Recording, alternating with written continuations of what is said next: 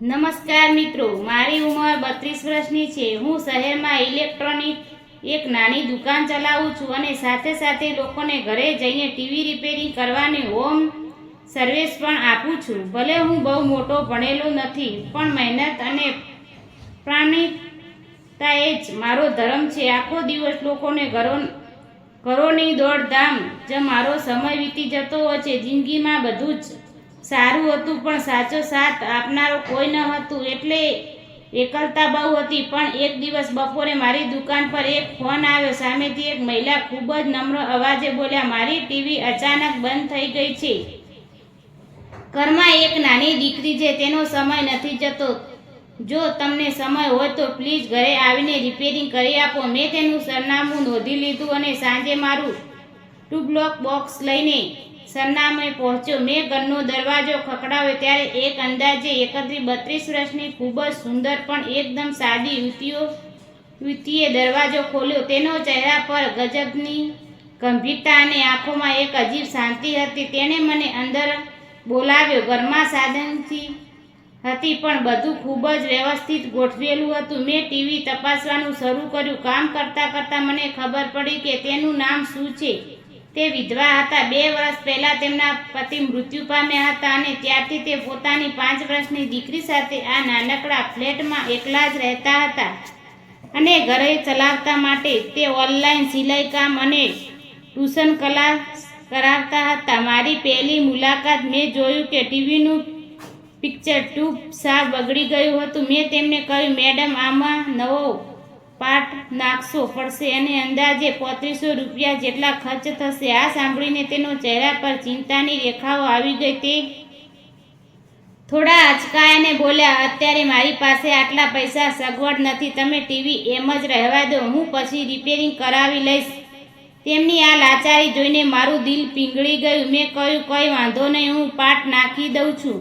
પૈસા તમારી સગવડ થાય ત્યારે આપજો। મેં ટીવી રિપેરિંગ કરી દીધી। જ્યારે ટીવી ચાલુ થયું ત્યારે નાની દીકરી ખુશીથી નાચવા લાગી। તેની એ ખુશી અને ભાભીનો ચહેરા પર આવેલી રાહત જોઈને મારા દિલને એક અનોખો સંતોષ મળ્યો। આ અમારી પહેલી મુલાકાત હતી, પણ નસીબને કંઈક જુદું જ મંજૂર હતું। બરાબર 1 અઠવાડિયા પછી તેને ફરીથી ફોન આવ્યો। ટીવીમાં અવાજ આવે છે, પણ ચિત્ર નથી આપતું।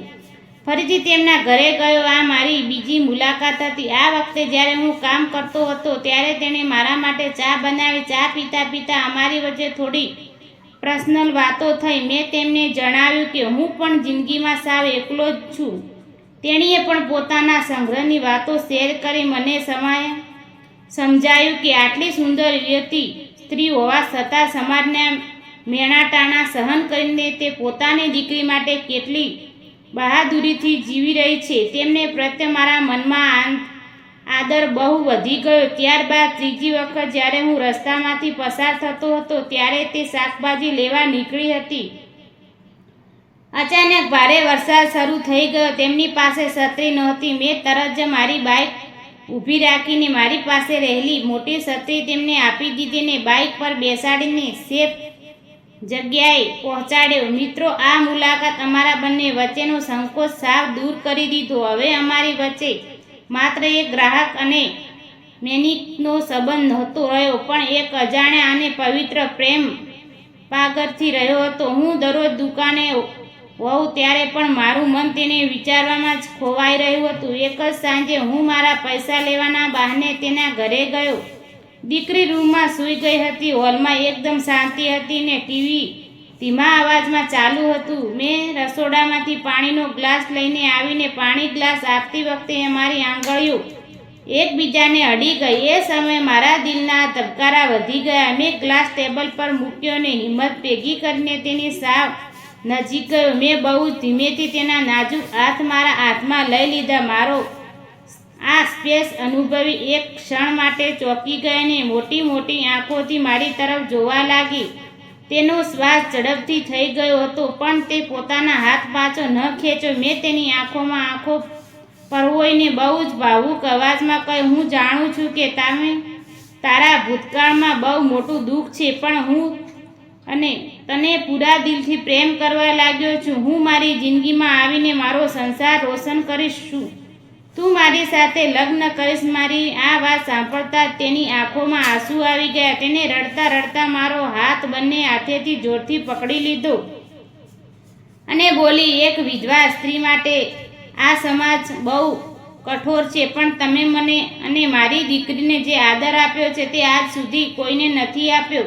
મને પણ તમે બહુ ગમો છો. હું તમારી પત્ની બનવા તૈયાર છું. એ પણ અમારો પ્રેમ જીતી ગયો અને મેં તેમને વિશ્વાસ આપ્યો કે હવેથી તેની બધી ચિંતાઓ મારી જ છે. મિત્રો, થોડા દિવસ પછી કોઈ મોટો ખર્ચ કર્યા વગર અમે કોર્ટમાં જઈ બહુ સાદગીથી રજિસ્ટર મેરેજ કરી લીધા. મિત્રો, વિડીયોને લાઈક કરજો, શેર કરજો અને ચેનલને સબસ્ક્રાઈબ કરવાનું બિલકુલ ભૂલતા નહીં. ધન્યવાદ.